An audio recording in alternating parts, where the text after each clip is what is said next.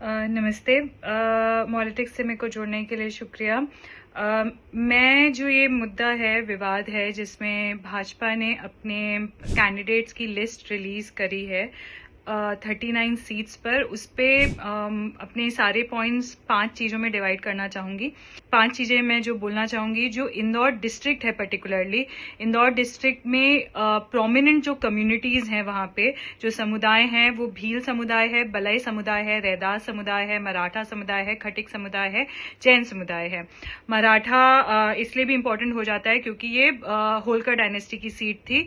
इंदौर के पास जो डिस्ट्रिक्ट है खरगोन, वहाँ महेश्वर हैसी, वहीं से अहिल्याबाई होलकर रूल करती थी। पर खैर, जो इसका सबसे इम्पोर्टेंट मुद्दा है, वो ये माना जाता है कि जो इंदौर पर्टिकुलरली सिटी है, वो बहुत संघ के साथ है और भाजपा के साथ है। उसके कई कारण है, क्योंकि वो एक बिजनेस सिटी है, तो एक बहुत सारी कम्युनिटीज उनसे जुड़ती है। उसको हम किसी भी लेंस से ना देखें, एक पर्टिकुलर एक स्ट्रक्चरल लेंस से देखें, तो वो भी फायदेमंद है। पर ये जरूरी है देखना कि अगर उस सिटी में उसकी एक सीट पे एक कैलाश विजयवर्गीय जैसे इंसान को, जो 10 साल से स्टेट पॉलिटिक्स में एक्टिव नहीं थे, वहां उतारा जाता है, इसका मतलब एक रीएफर्मेशन है कि कहीं ना कहीं जो एक स्ट्रांग संघ का इकोसिस्टम है, वहां में कहीं ना कहीं डेंट है। अब इसको हम किस तरह से पढ़ना चाहेंगे, वो आप लोगों पे निर्भर करता है। दूसरी बात, जो बड़ी बात है, ये कहेंगे जो 3 से 4 सीट जिनकी बात हो रही है, उसमें सतना आता है, दमोह आता है, दिमानी आता है, सिद्धि आता है।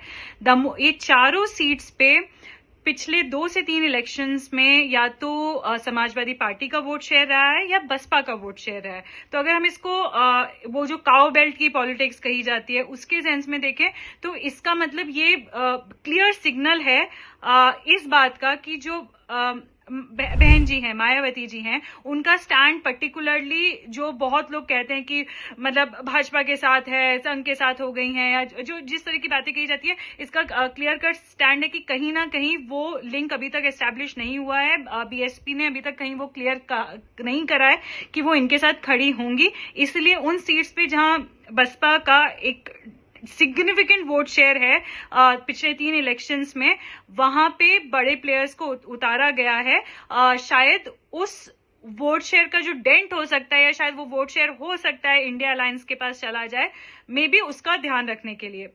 तो ये दूसरी बात है, और ये इस बात को भी डिफीट करता है कि जो कंसिस्टेंटली कहा जाता है कि दलित या ओबीसी फुट सोल्जर्स हैं संघ के, वो मतलब अगर उन्हीं सीट्स पे जहां ये कम्युनिटीज डोमिनेंट है, जहां बसपा और समाजवादी पार्टी का वोट शेयर रहा है, वहां पे बहुत जरूरी हो जाता है देखना कि इनको अपने बिग गन्स को उतारना पड़ रहा है उस जगह पे।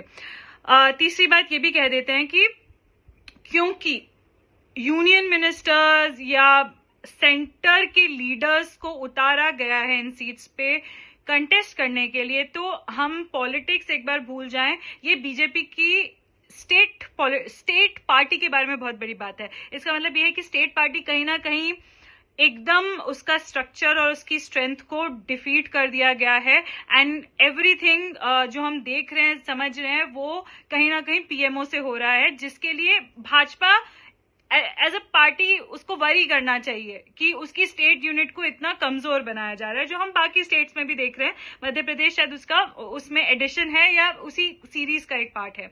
ये तीसरी बात है। चौथी बात ये है कि इनमें से कई सीट्स में 2008, 13 और 18 में सेम कैंडिडेट्स उतारे गए थे भाजपा की तरफ से, जो 8 और 13 में अच्छे नंबर से जीते थे।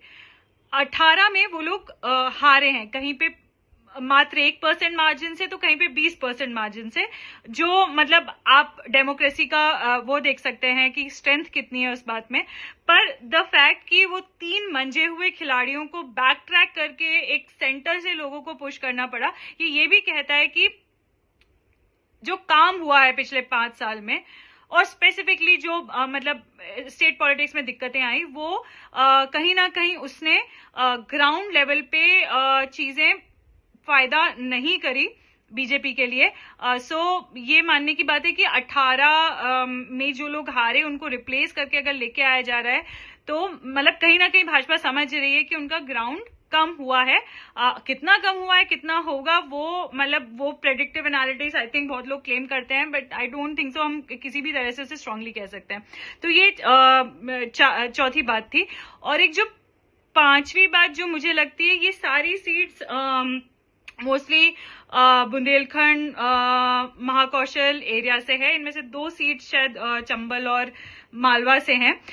तो ये जो एमपी की politics particularly for a very long time इस तरह की रही है कि हर रीजन की एक ऑटोनॉमस आइडेंटिटी है, not as an MP state, उसको भी अभी तक सस्टेन करता है उस आर्ग्यूमेंट को।